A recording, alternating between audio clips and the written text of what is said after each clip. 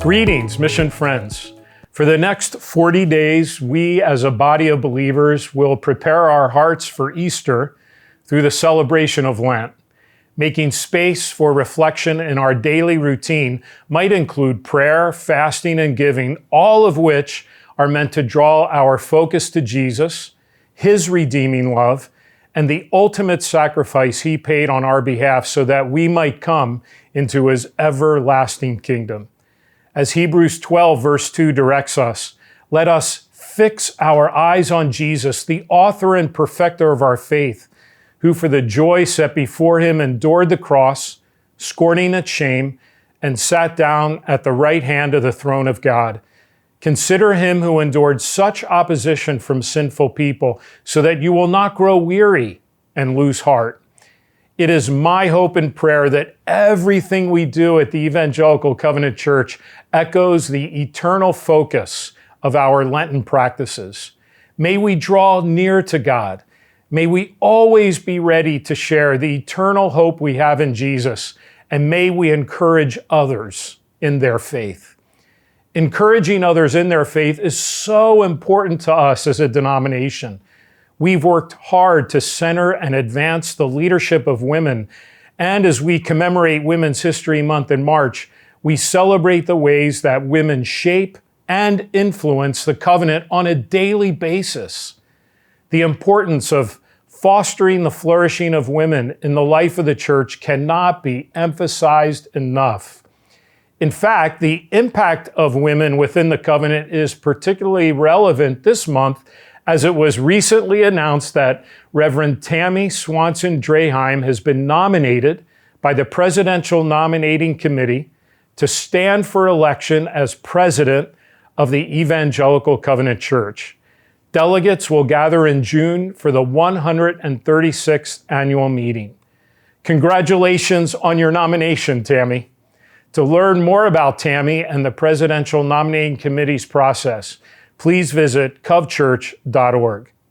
Now, joining me today to talk about the significant impact of our women clergy and lay leaders is Marty Berger, Director of Vocational Innovation and Support for Developed Leaders. Marty, welcome. It is so good to see you. It's an honor to be here. Thank you. Okay.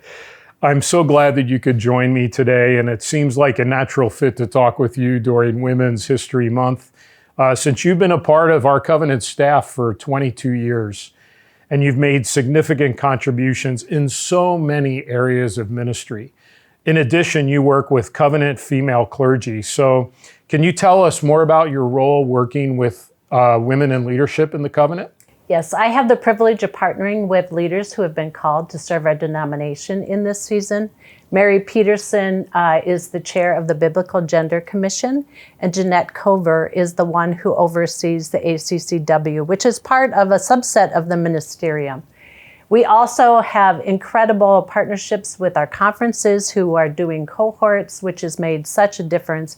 And we also have a cohort of women of color that we are excited about all the ministry they've been doing. Developed Leaders has spent the last 2 years in partnership with women clergy to join together in ministry.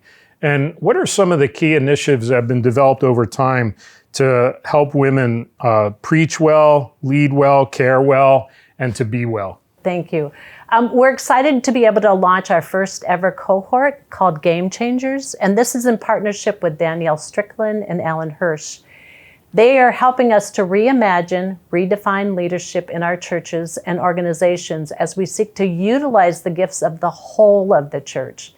Biblical Gender Equality Commission is committed to helping the covenant shift and create spaces where women and men are leading better together. We have also had the privilege of sustaining pastoral excellence funds where we are inviting pastors to take retreats. But we've also found that if they meet with a spiritual director or coach before they go on the retreat and then follow up with them afterwards, that they get way more out of it. So we're very excited. And since midwinter, we've already offered 20 new opportunities for that. That is so exciting, Marty. And what are some ways that your team has been able to care for women clergy, especially over the past year with this extended pandemic?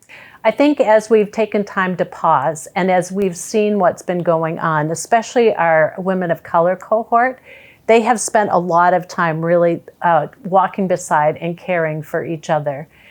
We were able to bring in Sheila Wise Rowe to do a healing racial trauma workshop with them.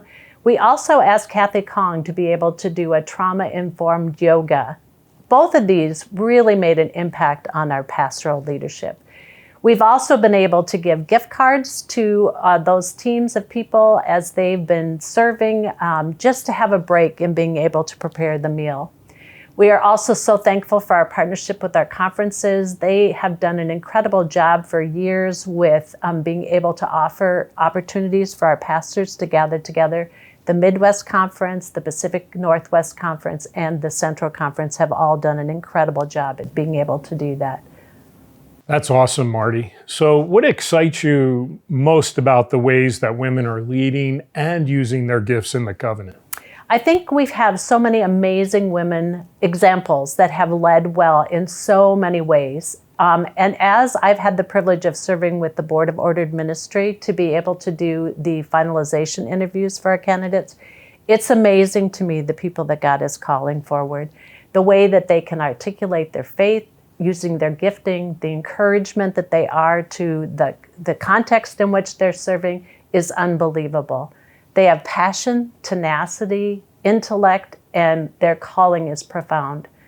I'm so thankful that we have the privilege of walking beside them and partnering with them in ministry. It's an exciting time. It is. And Marty, I'm so grateful for our conversation today and for you in particular. And I want to thank you for your faithful and fruitful service over so many years in the covenant and your influence in my life as a fellow colleague and leader and follower of Jesus. So thank you that you've been a part of my discipleship journey over many years. And thank you so much for the way you care for my family. And that has really, really meant a lot to us over the years. So friends, what a gift it is to engage in kingdom work together. Let us continue to spur each other on in our faith. May God bless you, and may God bless the Evangelical Covenant Church.